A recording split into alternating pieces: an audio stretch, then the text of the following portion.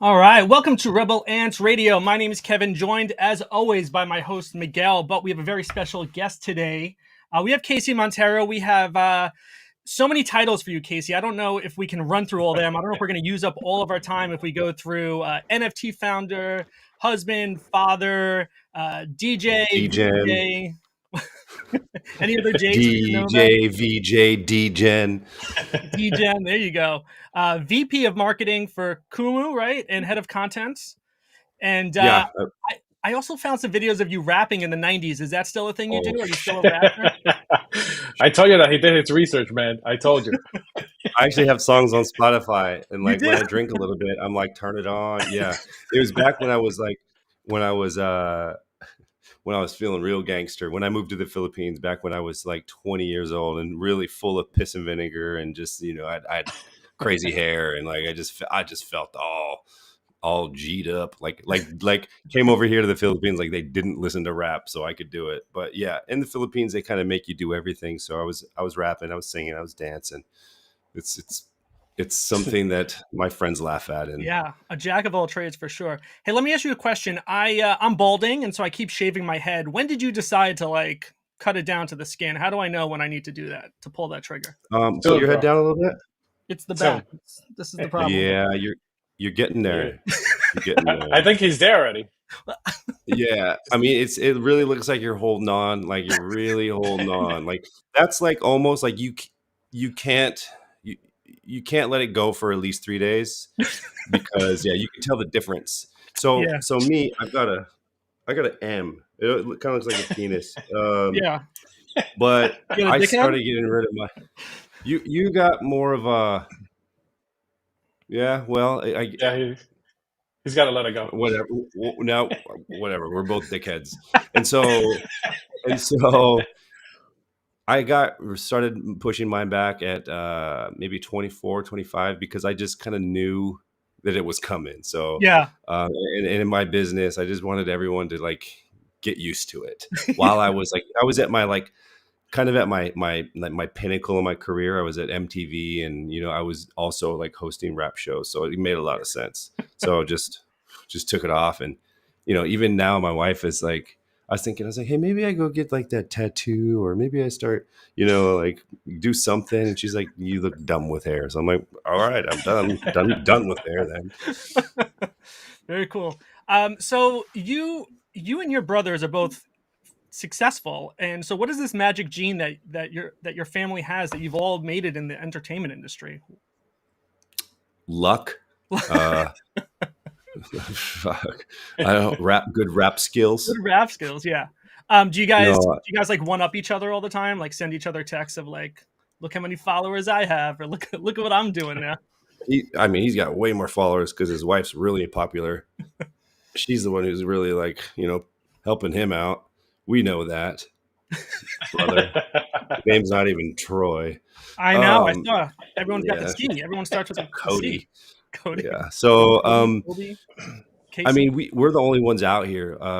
He actually moved out here a little bit earlier than me, like months. And so we all are all we have out here in the Philippines. Like my mom is not from here. Her family is. She was the only one born in the US. But like we know more about the Philippines than our mother, who just visits us once in a while. But we've been out here for a long time, and I don't think that there's nothing for us to do if we go back. Like there was a time where I moved back to the States in 2008 or something like that. And I took over some of my dad's businesses in real estate. And I was like, okay, no, it was 2004. Oh no, I don't know, 2008. And so like we sold like a $2 million bowling alley, and I made 60 grand off my first deal. And I was like, this is easy. Like, I got this. I'm good. Easy. That's kind of how I felt when I sold my first, Carrefour NFT, and it made a whole bunch of money. And then like I was like, this is easy. You made 60 grand. All right. Fast forward a year to had sold a single house. Like it was the housing crisis. Yeah. And no one could get funding. So it was all about, bank owned properties, and then you had to deal with that shit. And so I probably in my career I sold a bowling alley with my dad and a single house. All right, it's a good thing you moved on Yeah, then, huh? Yeah. yeah. I told my dad, I was like, nah, no, this is not for me. And my dad goes, yeah, no, it's not. So you're not That's going what to You try to know, father's are talk me for. into this? Like, no. I'm That's funny. curious to know how did your journey in the entertainment industry begin? Like, how did that all started? So yeah, I came out in the Philippines when I was Pinoy Fried Chicken. Miguel, what's up? I came to the Philippines when I was 20, 21, around that age, and most for the most part, I was on vacation and not really a productive member of the society in the U.S. I was in and out of trouble, or really getting going that direction. So I came out here and really just auditioned for MTV, auditioned, and Mm. I got the job. No, I mean, I don't know how to host. I don't know how to read scripts. I don't know how to whatever. It was just like, and maybe they were looking for like an American type of person. Um, and so I fit the description. But after 12 years, I was still at MTV, and I tell everybody like, who's going to go home? Who's going to leave vacation if you're getting paid to party, like Yeah, literally party, Yeah. interview Britney Spears, go to Japan and talk to Christina Aguilera, and like I was like, this is never going to go away. Like this is the best thing ever.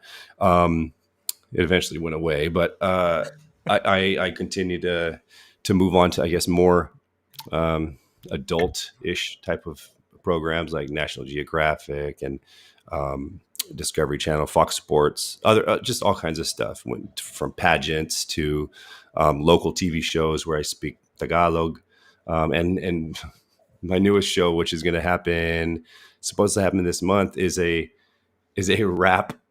It's a rap show. so you're so ready It's for it.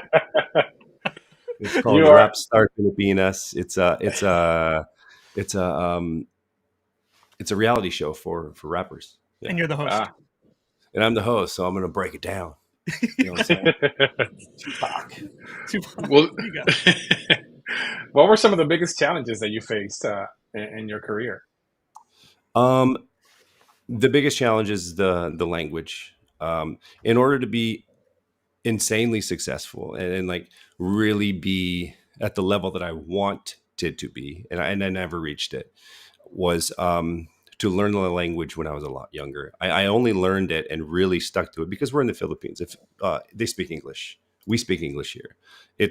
I believe it's our national language, and so everybody speaks it. So I didn't really need to learn it that much. Plus, all of my shows were pan regional. They were seen in Malaysia, Singapore, Thailand. So I needed to speak English, and and a lot of times they would say, "Don't learn it because you're not going to even use it." And I was like, "Oh, okay," Yeah. which was a mistake. Like if I would have been able to be bilingual, 15, 20 years ago, I'd be in a totally different spot right now. Interesting. But now I'm bilingual and I'm using it. So I'm just starting over, not starting over, just starting with the really, really local stuff where I Yeah. speak Filipino. Do you think that the That's entertainment that's the biggest industry one. do you think that the entertainment industry has evolved since you like started from the beginning, that started with MTV up until now? Do you feel like the entertainment industry evolved differently, or is it the same? I think that the my entertainment business, like in the Philippines, I don't think it's really evolved much. They still like the same cheesy things. Like in the Philippines, unlike um, I guess the US, we have like love teams where they're basically on-screen sweethearts. Yeah. And then they push them to be together off screen. And when they go, they're together for 15 years and their fans get really, like, I wouldn't say brainwashed. They're going to come at me. Oh my God. But they really believe that they're together and it's hard for them to believe that they're not.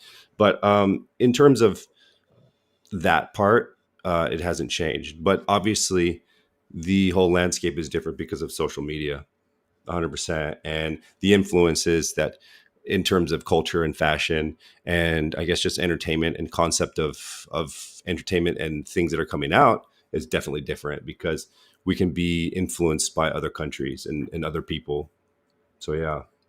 How do you balance like getting a job or a job offer that you might feel like internally is like a little cringe, but you're like, it's not a bad gig to to take? Money. That's a good one. I mean, That makes sense. there was a time. Yeah. There was a time where it was anything, right? Any type of show, any type of hosting, any type of acting. Like there was, they're like, Casey, play a rapist. I was like, okay, I got that. Yeah. But like, but now I'm like, do I need to do that? Yeah. And I don't. And so like, and my wife is like, sorry, she'll remember, they want you to be a rapist. And I was like, yeah. She's like, you didn't say no yet. I was like, I know. I mean, because they just got it. But yeah, it's like, it's not necessary. So, and I also like don't totally like to put myself in an uncomfortable place. I know my limits. I know them very well. And I don't really like to get too much out of it. Like, let's say if I host a show in front of a lot of politicians, I don't like that. Yeah. If I have to read their names, it's even worse because my whole career I've butchered names in the Philippines. Like they're just some crazy names, from Filipino names to Chinese names. And my whole career, 25 years or so, I've just been not getting them right. And so like that is like, if they're like, okay, Casey, here is your job tonight. You have to introduce all of these people all night long, and you have to do the voiceover. I'll be like, I'm going to pass. I'm going to pass on that job. Or, and I've done this before, I'll hire a voiceover guy to come with me and it just make him do it. Nice. That makes like sense, yeah. That's uncomfortable for me. I need a voiceover guy. That's what I need for work. This summer, That's two pretty good. bald guys. That's pretty good. Yeah, two dickheads. That's actually pretty good. Yeah. So I saw an article from last November where somebody got arrested for forging your signature. Was that like your moment where you're like, I've made it? Did you know about this? For forging. Oh my Yeah. God. Hold on a second. That's the medicine. That's what's keeping his throat good. Yeah. Yeah, it's for the cough. I heard that it's good for the Strictly cough, for and the cough. like, who am I to deny that medicine? So my driver, he was my driver. He was a great driver too. Like he was, like no, I mean like his driving skills were whatever, but he just knew shit. He just knew where to go. He knew people. He just seemed very connected. Like, and I don't have people who work like in the Philippines. It's normal to have like house help, maids or whatever you want to call them. And I've never had them. And here's me trying to not cough. We'll edit it in post. Don't worry. Oh, really? This is live though. Okay. This is live. Yeah. So he basically, because I trusted him, he would go into my house and he would find checks, because we'd still use checks here, and he would forge them from me. And then, like the bank eventually said, Casey, are you writing yourself checks for X amount? And I'm like, what? Come to find out, he's stole about 10 grand. Jeez. And Wow. I didn't know. It's not like I was balling, but I didn't know. Like, and then I looked at one of my accounts and I was like, huh, that's funny. And What's happening here? and so we did a little bit of an undercover sting with some police, which I'm not sure was 100% legal at the time, but like we set him up. We chased him down through the streets. Wow. Caught him. And then I refused to, he got away. He got away, but just He's a good recently. runner too, huh? He's a good driver and a good runner. It's because he's skinny, so he can pretend to be a pole. And so they caught him just recently, and this is like, many years ago when this happened, but they just caught him maybe like 5 months ago. Wow. And Jesus. I said even then and now, I said I don't want to press charges on him. I'm over it. Yeah. The money was given back to the bank. Clearly, he needed to do it for some reason. I think Mhm. he's learned his lesson. And personally, I don't need anybody who's after me. Yeah. Like, Yeah, that's true. I don't want to have to worry about someone or his family. And if he already did some shady shit, like what's going to stop him from doing more shady shit? So I just like, just, you're on your own. Yeah. Good for you. I watched a bunch of interviews about Kumu, and I'm curious if for our non-Filipino audience here, what is Kumu, and how come there isn't maybe like an equivalent of that in the U.S.? I think there is. So Kumu is short for kumusta, which is hello. Mm. And so we are the Philippines number one live stream app um, in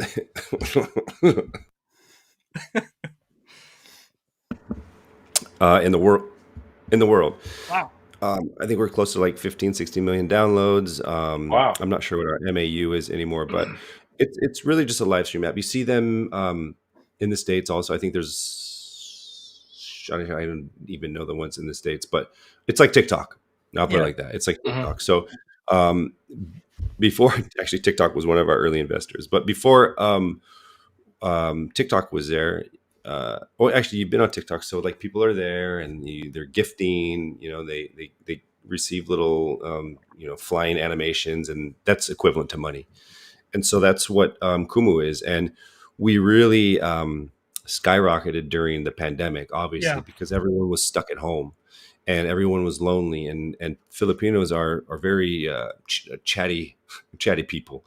And so it was just a perfect way for people to communicate. And it's live, right? So there's no filters and there's no editing, and it was really just a way for people like to sit at home, or someone who's in like the deep jungles of the Philippines, to reach out and find someone who's in the concrete streets in Chicago, but they're both the same age and they're both going through the same issues, but just in different places. So it was a really cool way for people to connect, and Filipinos abroad to when they opened up the app, they would be reminded of home. So it was Right. a window into coming home. So like a lot of the animations were jeepneys or Filipino food. So it was really just like a nice place for people to go. And we always say that we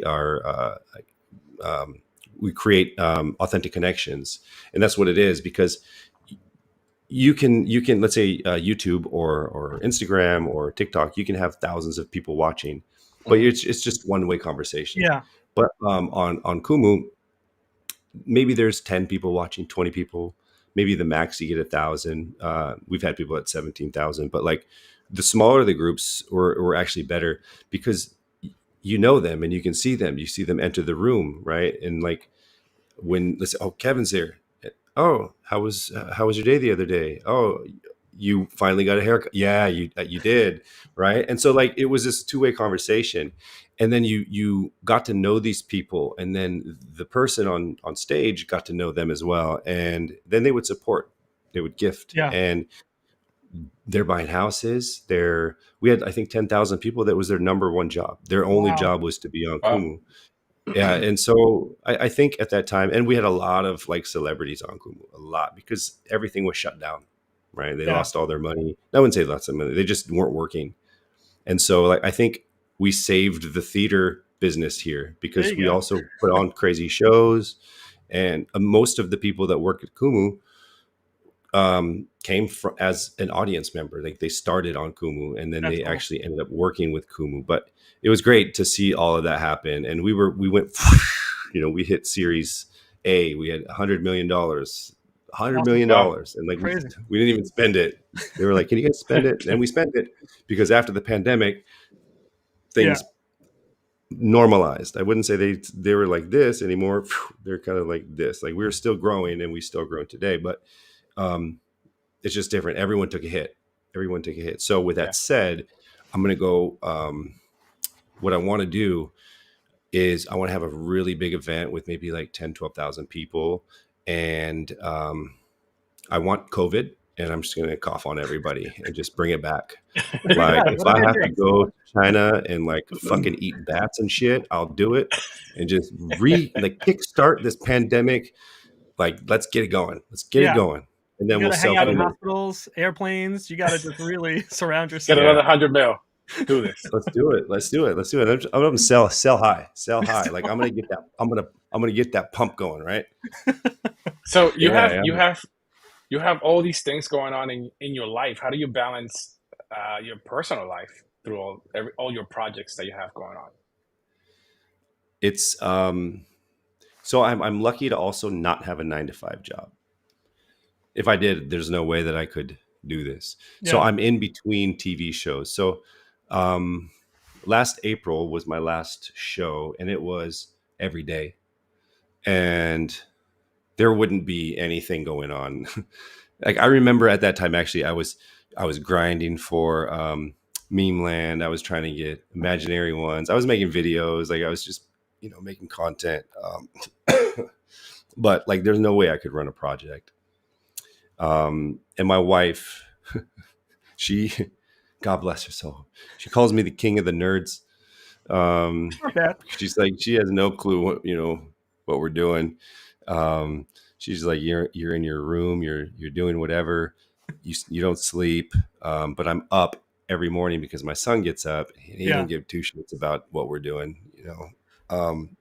So I'm lucky to not have a 9 to 5. Again, that's the only way that I can balance it, and I don't think I will ever. And so my 9 to 5 actually is Web3 right now. Beautiful. Well, that brings us into NFTs and Saints. Let's talk about Saints of LA. There we So go. what sparked what sparked your interest in NFTs and digital art in the first place? Like what brought you into the space? I will be 100% truthful. Like I never ever thought that it was digital art. Like I just was one of those like picture, right? It's a cartoon. And a lot of times it still is like, and especially like during the bull, like it was just literally BS. Like anyone could put anything up. A lot of garbage. A lot of garbage and a lot of scams and just what, it was like, it was the NFTs were meme coins. Like they're just done, right? Yeah. Gone, right? They'll just pump out. So what brought me in first was people were just making money. Yeah. 100%. Like that's what brought me in. And so I peeked around. I minted some Astro something on Solana. I think Kaiju Kings was minting around the same time, and I passed on that one. Oops. To mint some dumb thing. And so I started on Solana. Though I mean I started in crypto before. Wasn't really good at that. I think wasn't good at that. Like I ended up, oh my God, I remember my friend trying to sell me Ethereum for like $30. And I was like, what? So started there. And then because I have followers and, so to speak, influence, I was able to be an influencer, I guess. Yeah. And little do they know that like most of my followers are from TV and like they don't even care about Web3. Like sometimes they'll check into my stats and go, sorry, your engagement is you got like 500,000, but your engagement is like 2 people commented. I'm like, you see, my followers are like old women. But so I was able to like get into some really cool projects, and I was able to make money, especially during the bull. Like I was there, and I was taking advantage of my position as you would. And then the version of, not the version of what we have now, and then the bear hit, and like all of the funds dried up, all of the easy white lists and all of that stuff gone, like all of the bragging. Because like when I sold like the Karafuru and I went to my wife, I was like, I made $6,000. And she was like, Yeah, where is it? and I was like, this is easy. Came back the next day. I made $12,000. It's like selling bowling alleys, right? Selling bowling alleys, selling Yeah, NFTs. This is exactly. easy. That's exactly what happened. And then, that went away real quick because the bear hit. And so then you take a look and you go, okay, so NFTs aren't flying off the shelves. You're not minting, even if you have a whitelist. The projects that are doing well are pretty expensive to get into, and so you just kind of watch and then for me, I was so easily, navigating because of the influence I had, or just the number. I wouldn't even say I had influence, just the Yeah. number that I had. But I wasn't paying attention so much because I didn't have to. And so when the bear hits, you're not doing well, right? You're not making money, so you pay attention. Then you kind of figure out what's moving the whole system and what really is working, and what real communities are, and what I wouldn't say grinders, but what people in there are talking about. And then you kind of learn a little bit more. So that's what, man, this sucks so bad. Sorry. Sounds like I'm about to cry every time. I'm like, oh, and then Emotional. This is the beginning. I know, my God, the bear market, it hurts. That's okay. I cried for like 6 months during the bear market.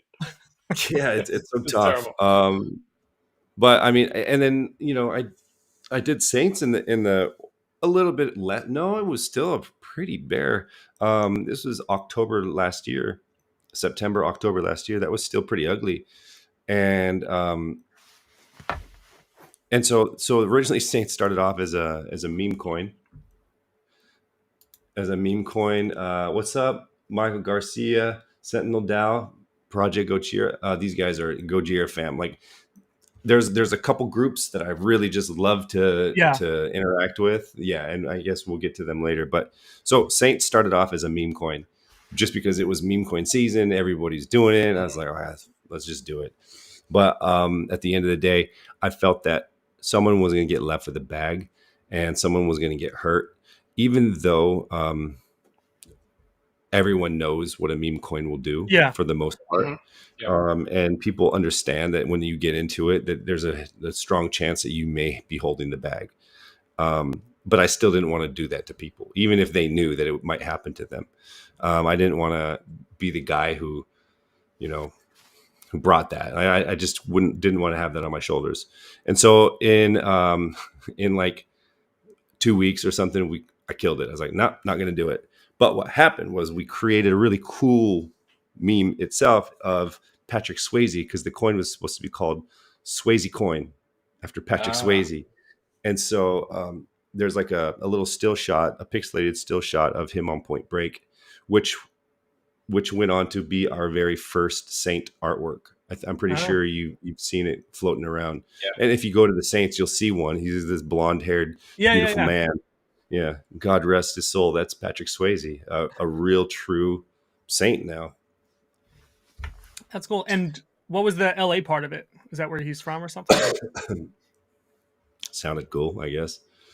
It does sound cool. It does, actually. Yeah. No, I mean, so I'm from Seattle. Everyone's like, "Are you from LA?" I'm like, mm-mm. So did we? Yeah. So the lore is, we're rebels, we're skaters, we're surfers, we're bikers, and there's only certain places in the world where you can have all three of those. Yeah, and that makes sense. We made it LA, and that's about it. That works, man. It's funny. The other day I posted a picture, and I think I tagged you on it, and I said "Saints of New York?" ? That could be your next project. So that's right. Think about it, Casey. I'm there. You don't even know. We're gonna get to that. I'm curious. So, how much of like your personality is in the Saints of LA? Whether it's the lore or the artwork, Easter eggs that are in the artwork. How much like of you is part of this project? There's a lot. So So you see a lot of them are wearing tribal gear stuff. Tribal gear is one of my very first sponsors in the Philippines, and a good friend of mine. Lower left also is where we're going as a brand first. We're going to go into the lower left stores here in the Philippines. They're also owned by the same people, that own Lee, that own Wrangler and Jag. Like they're the biggest companies here in the Philippines. So in terms of like, if there a chance to grow, I'm putting myself and the Saints merch in the best system, right? Like if Yeah. ever it takes off, these guys can to bring it to that level. It's up to us to get it to take off. And then you have the guy that is the trippy saint. Yeah. You know, on Sundays I like to paint myself. I look in the mirror and I'm like, would you fuck me? Like that's what I do on. You got to get out of that room more often. I don't know. That was funny. No, and then a lot of the other saints in there are there's traits in there from some of the partners and friends and founders that I have in other projects. So the trippy came from a Moonrunner, I think, trait. I don't even know it's an original Moonrunner, but like trait. But I believe it came from them. And then like what else? Oh, Freddie Montero, who was a Seattle legend. We have a Freddie hat, Seattle legend, because he's our number one scoring all time scorer for the Seattle Sounders. I've been gone that long. Seattle Sounders. So that's close to home for me. So there's certain things, and then some that just actually don't have anything to do with me. Yeah, that's all good. How do you feel that Saints differentiate itself from all other NFT projects?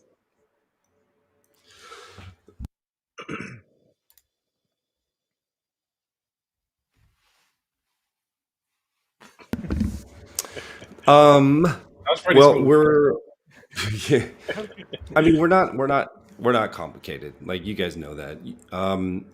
We're really built, and you hear it all the time. We're really built by the community, and I always tell it to them, and they always throw it back to me. But it's really, really up to them. And the heavy lifting has been done by them. So what makes us different? I think our art is very different. Our art is I would say top 5. For me, it's one. Actually, I would put Humans above Saints art. Humans is done by Brian V, part of the Saints, I guess, sister company. I love the Humans, the look. So sorry, Saints. We have a pretty cool couple of utilities. But other than that, I mean, again, we're not an overly complicated group. And I wanted it like that. I didn't, and plus I'm just not smart enough to like be over technical. I stay into the things that I know. I stick to my little wheelhouse, and my asset. And I think my biggest thing that I can bring is I've got connections. I'm a great connector, and I've got really good in real life connections. I got Web 2 connections. I've got really good friends in Web 3. So I'm able to kind of to pick and choose some of the best things and bring them in there. Do I think things thoroughly through? Hell no. Like, do I have a future? Fuck, I don't know. Like a lot of the things that happen are like, okay, let's do it. Yeah. And I throw that. The community knows that. Like I'll throw that at them. Like just today, I was like, so I was just kind of chatting with them, and things were kind of being tossed around, and then I hit them with an announcement. I was like, all right, let's change it up. And so I threw in an announcement. It's kind of changed everyone in the Discord, and they're all having a real good time. I like that. I liked it to surprise them, but it's because I listened to them. And I the biggest thing for me, and I know it's probably something I need to chill out on, is I don't want to upset anybody. I don't want to let anybody down. I feel really, really, it stresses me out at times, but I really just want to make sure that everybody's having a good time. And I wanted to bring back the bull vibes in a bear market. That's why it's not overly complicated. We did what everyone did back then, merch. That's pretty much all they did back then. Yeah. Right. That's pretty much All you it. needed. And so it's really cool to see everyone's still so enthusiastic in all of the Saints, and I'm glad that I'm doing the merch. Okina is now going to be taking charge in the Saints. Okina is our merch partner, and so they've been literally building their headquarters, and they just built it. It's finished, and so I need to take a breather, and Okina is going to step up to the plate, and they're going to take it for our next, I guess, narrative, which is going to be we're going to roll out the merch. That's cool. That's pretty cool. Is that going to be available worldwide? So in the Philippines, the merch will be obviously taken care of in the lower left stores, but Okina's in Canada. So yeah, they can put it wherever it needs to be.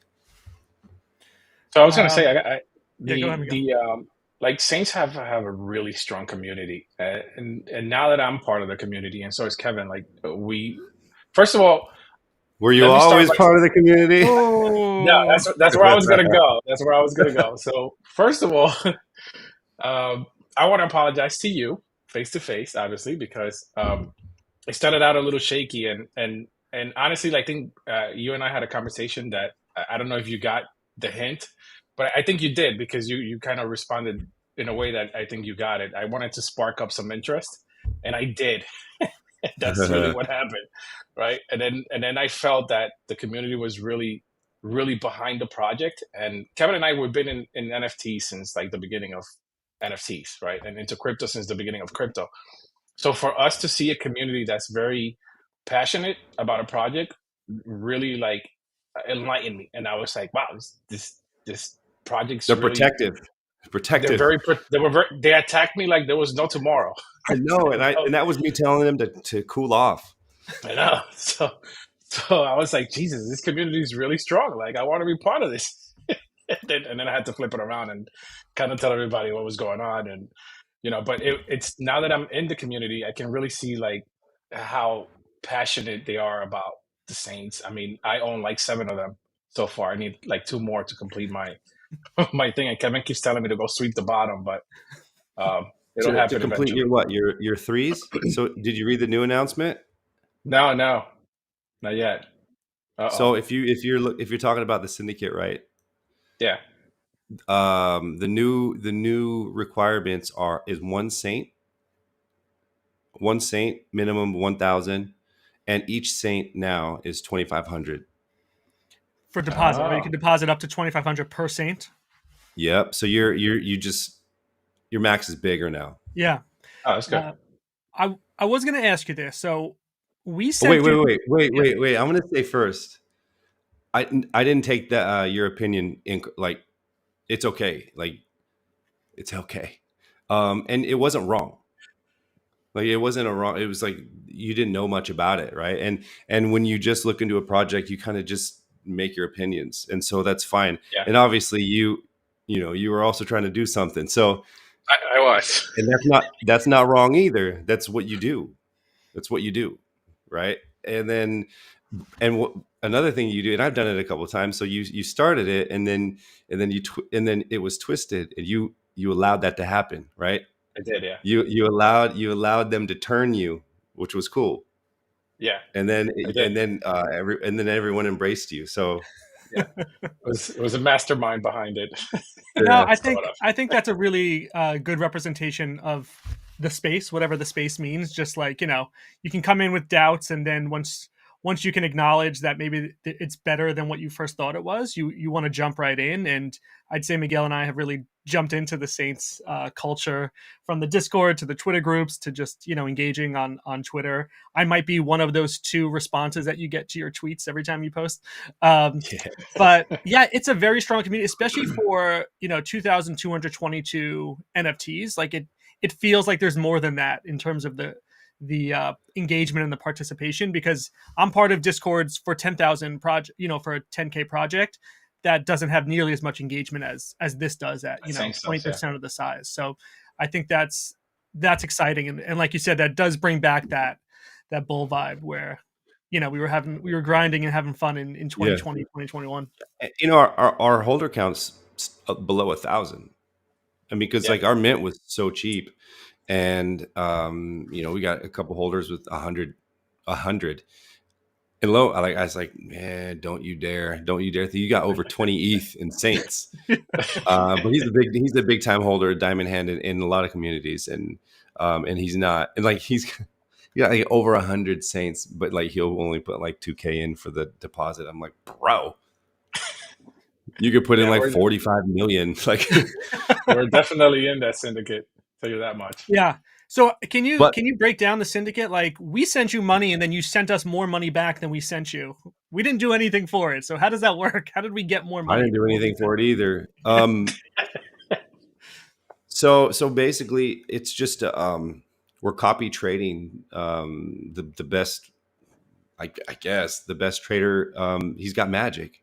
He Yeah. knows things. He just like that. In a nutshell, that's really it. So money comes in, and then there's with UA3. UA3 is the mother of all syndicates, and they're the governance of this whole thing.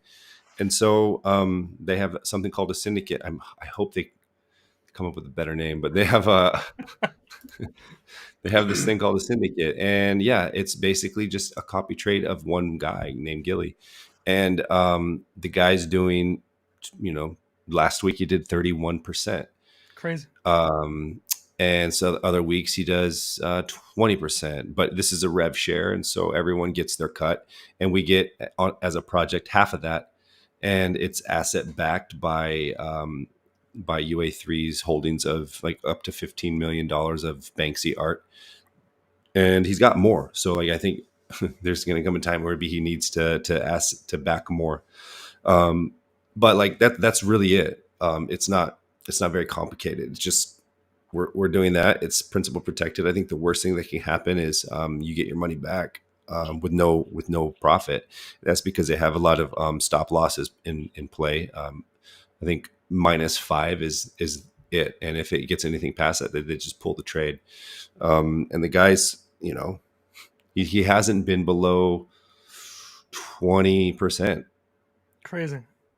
a week. That's crazy. Right? A week. Yeah. That's crazy. I'm gonna have to get up there somehow. It's funny you put out that announcement this morning, because yesterday I was thinking, as you were talking about the next round of deposits, somebody was saying, "Oh, I only have one Saint, or I don't have enough to get in," and I'm thinking, could we start our own syndicate where people with only one Saint or only less than 1,000, could they send it to me and Miguel, and then we put it in on their behalf, and there's some more profit sharing that way. But lowering that threshold makes it more accessible to anyone. And the bigger reason why I wanted to do it, okay, there's a couple things, because our syndicate was starting to get, like, before, our syndicate was the easiest way in, right? It was the cheapest. Yeah. And we were the first ones. But then like there's more syndicates going around, and so we're not very competitive anymore because our floor is up to like 0.18. And so I was like, damn, we're not going to grow anymore in terms of the syndicate. And so I switched it up a little bit. So it's going to enable us to grow a little bit. And more importantly, I think I didn't want any Saints left behind. So I want everyone to have a chance to feel this feeling that everyone else is like, because like there's a syndicate chat room that we have, and it's buzzing all the time. That's all they're talking about. And I feel that some of the Saints might feel left out. I would, Yeah. right? I remember when I was in OCB and they were talking about something like this, and I wasn't in, and I was just so FOMO. I was just so like, oh, I just wanted to get in there. And so I don't like that feeling. So I'm hoping that this gives some a chance to get in there. Not all of them will, but I'm hoping that some will have some more fun. And in terms of what you're saying, like, adding things over here in your chat, we've got Sentinel DAO from Gojira. They're a DAO. So that's pretty much it. They act as a group. Yeah. And what can you tell us about what's in store for this year? Obviously, we've got the merch coming soon. You've mentioned a DAO on some of your own posts, just kind of saying more to come on that. What can we look forward to in 2024? I've mentioned a DAO. I don't know how to do it, but like I've mentioned it. Good And I'm start. very, very transparent about all this. Like I like using these things. I'm like, this is what they're doing. Like, let's do that too. Yeah. I mean, clearly I'm not going to try to do it myself. Like I'll ask people that are better at it than me. One thing that I'm trying to focus on. And this is also another thing that the bull vibes that the NFT projects used to do back then.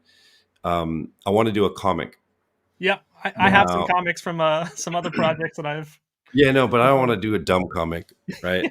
I don't want to do a Good. comic just to say that we have a comic. And a lot of times they did it just to like maybe do the floor or whatever. But comics don't make money. They don't. Yeah. There might be a way to do it with this one. I'm talking to this group. I think they sell their comics for like $3. There's a way to upgrade. But I mean, again, I don't think the comic will make money, but what it does is it sets up like a storyboard for a series, for an animated series. And I don't want the animated series to be, on Disney. I want it to be in between Netflix and HBO. So like you may see, someone riding around in this in our world, in our special. You may see, someone rolling through the city. You may see your saint do a key bump. That's what I'm saying. Like,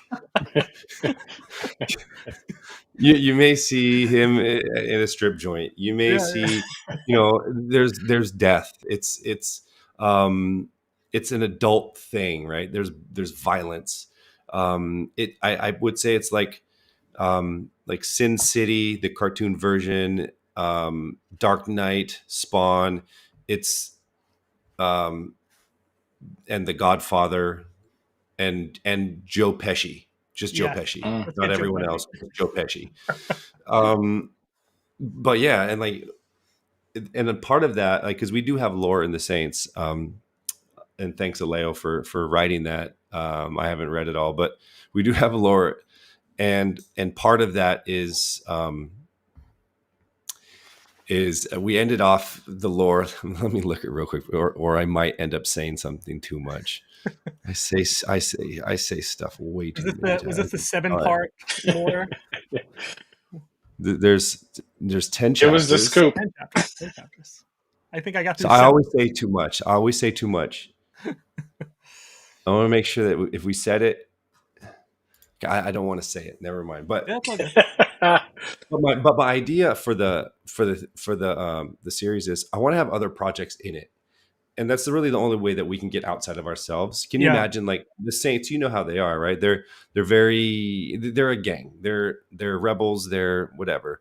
And you imagine, like, the Trippies are hanging out, or the Crowns are hanging out, or the Pikachus are hanging out, or whatever. Like, they don't have to be together in, like, they're separate groups. They're all together. But then, like, they go to across town to hang out with the Utes, or they're going to report to an Azugi guy or something like that. Or like there's someone on their team, like maybe there's like an assassin, I don't know, Macy or something like that. Who knows? Yeah. But like or my thing is, like, I kind of want to get like more mid-tier NFT projects, probably because they're not going to charge me a lot. So let's say maybe you have like a Kitaro cat in there somewhere, doing some damage. Or a plague.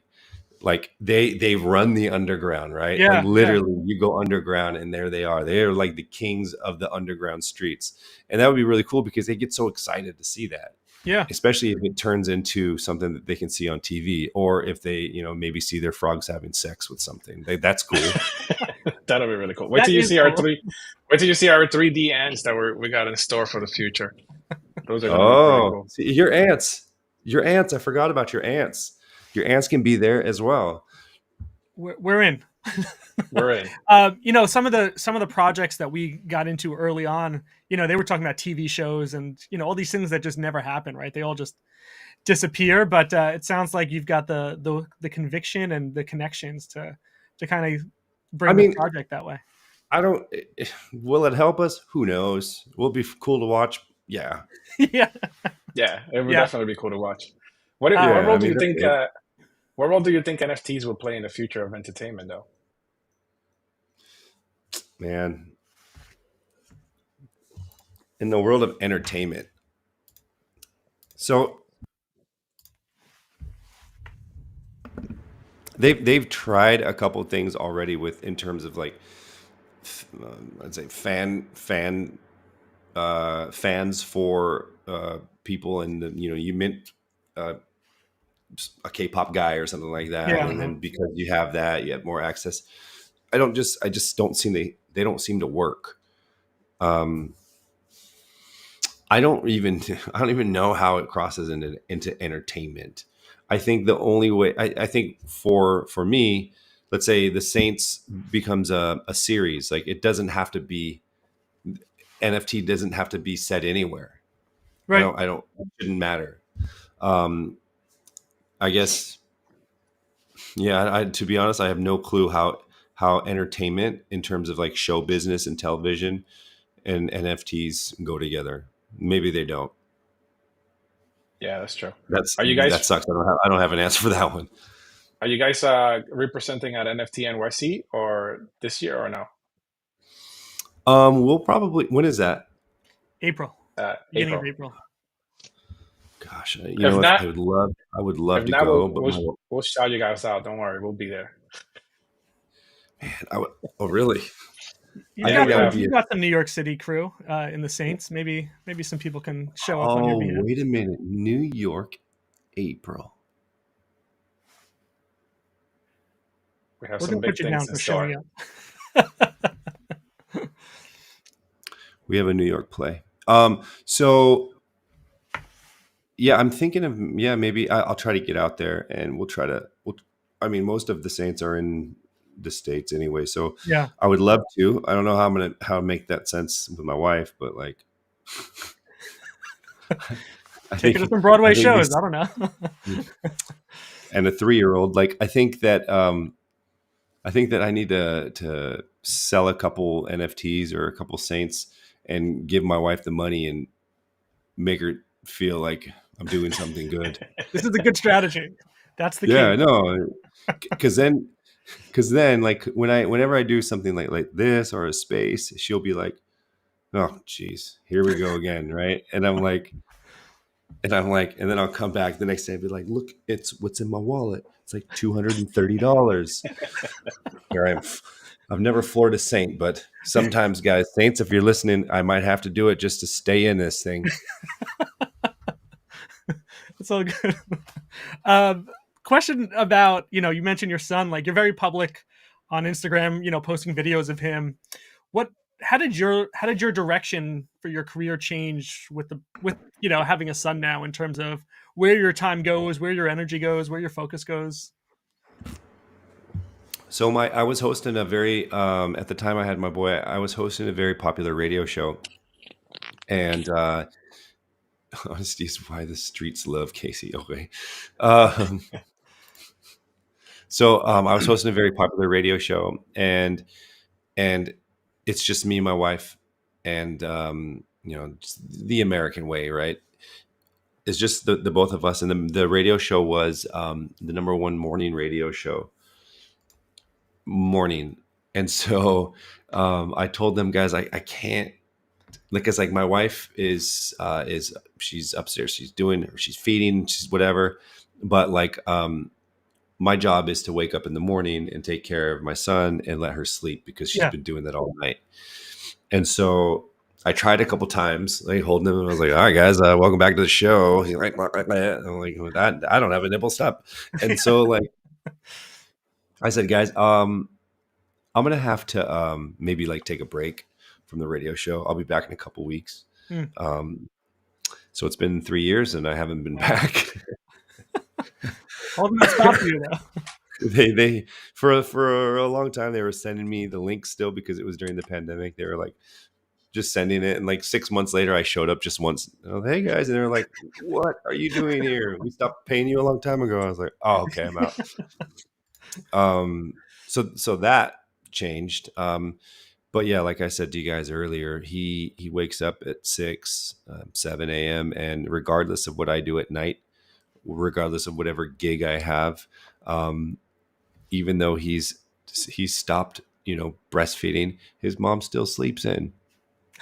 And so She I deserves still have to get up.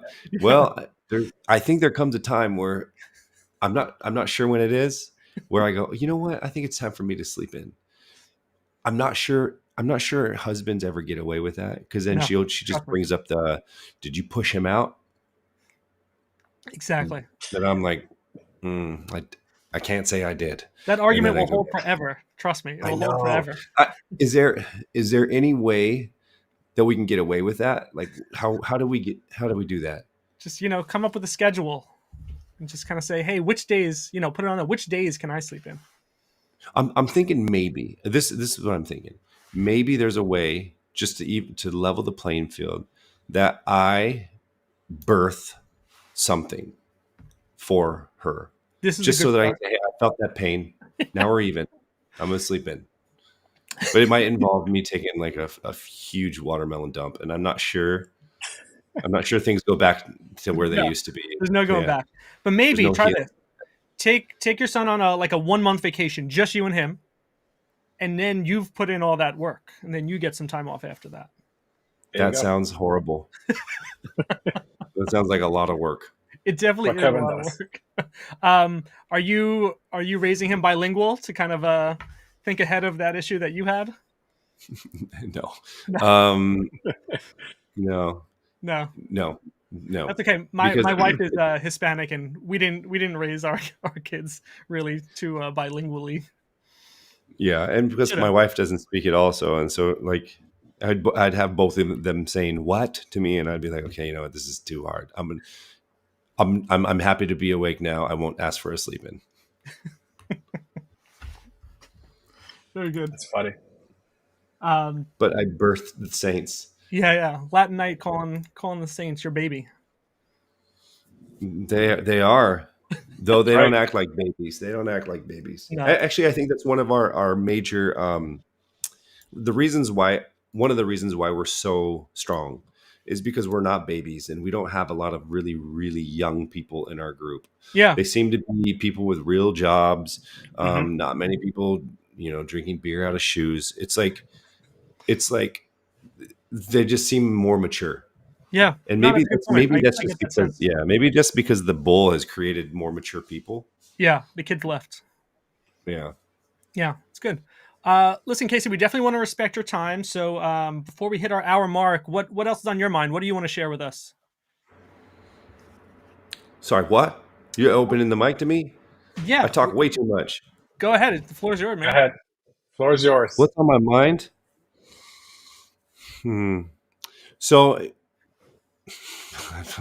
not much is on my mind. Like, my mind is like 100% Saints all the time. Yeah. I've and my little ecosystem that I'm friends with, right? So I don't know what's on your. Let's not talk about the Saints. What else can we talk about? I want to learn more, a little bit more. You mentioned before we went live there was a field of shit in your episode, in your season of Survivor. Tell me about this field of shit, because as I talk share with about you, I've been binging Survivor to season 1 of the US series, so it's on my mind a lot. And you were on Survivor as well, but you said there was a field of shit where the contestants would Tribal. travel. Yeah. Okay, so I was on Survivor, and so if you're familiar with the game Survivor, there's two sides, and eventually the sides merge together.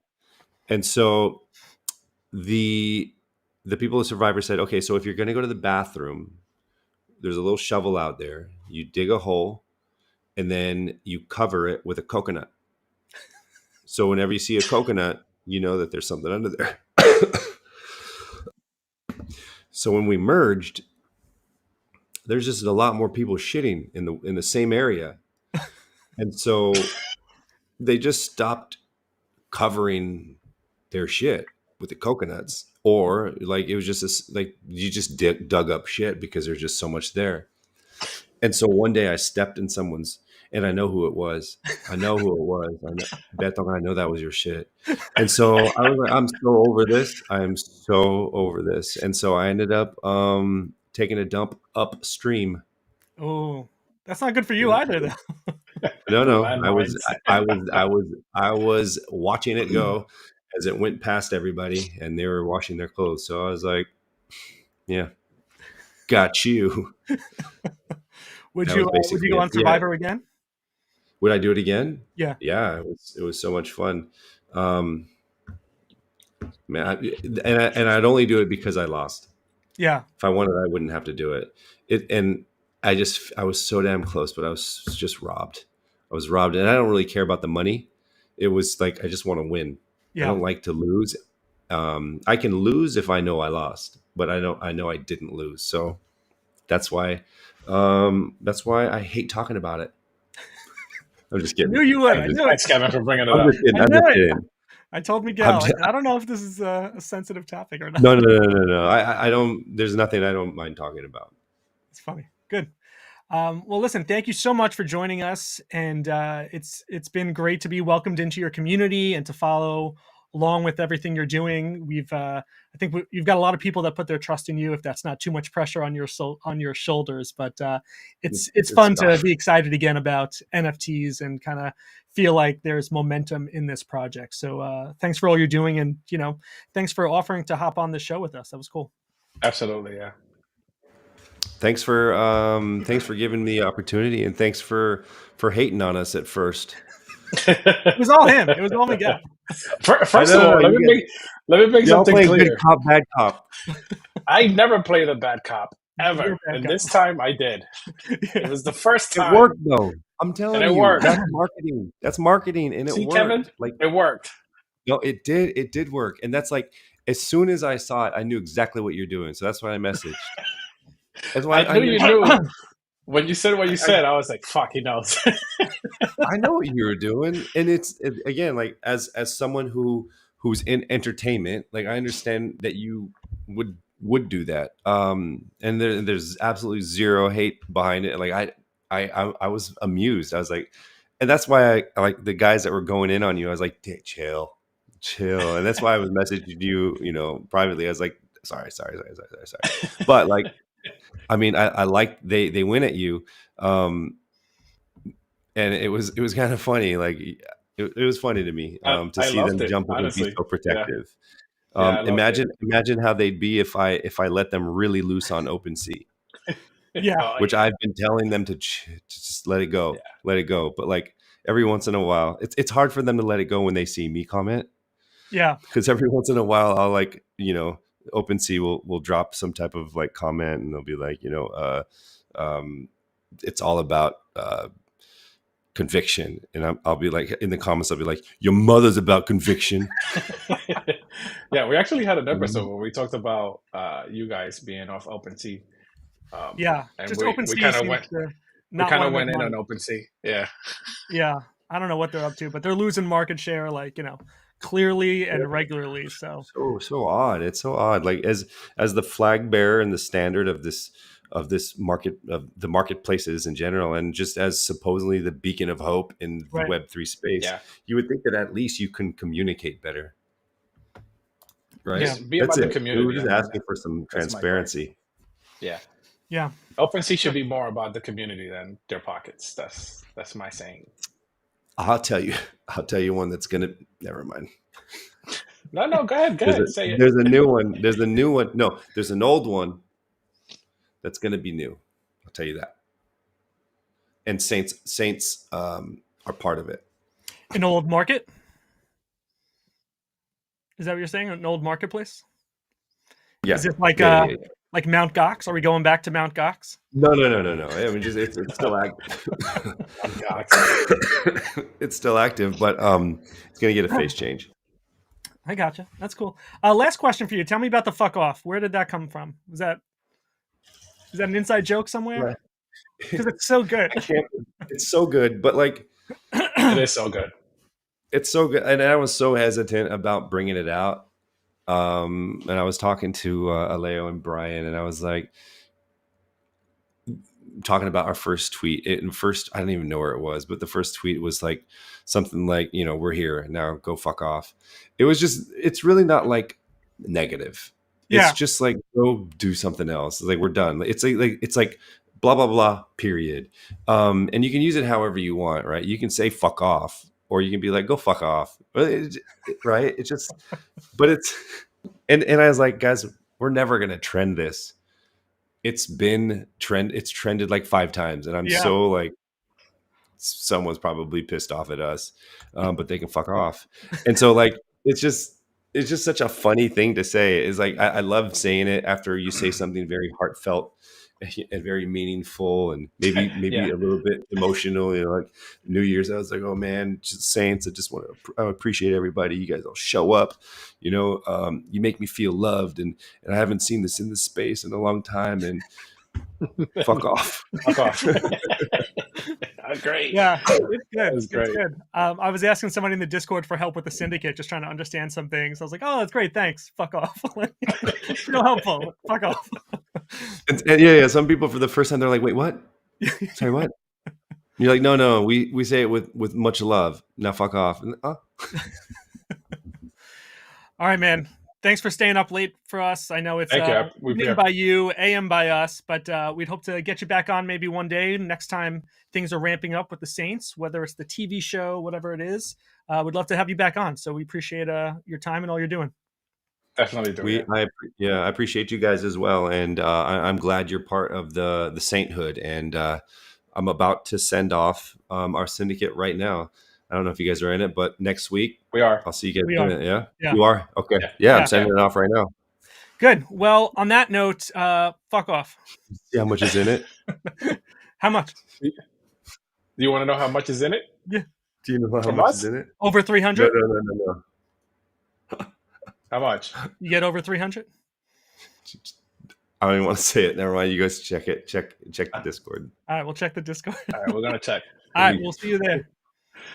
It's good. Okay, hey, fuck off. Okay. See you guys. See you guys. Take care.